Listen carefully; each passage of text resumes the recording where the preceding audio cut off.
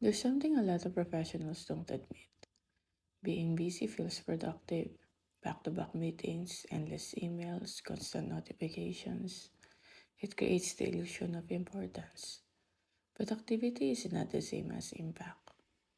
You can fill your entire day and still avoid the one decision that actually moved things forward.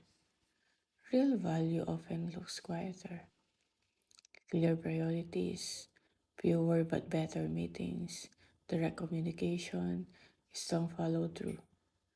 Business reacts, value directs. When the person constantly says, I'm swamped, they may not be overwhelmed, they may be unfocused. And that's not criticism, it's awareness. Influence increases when you become selective.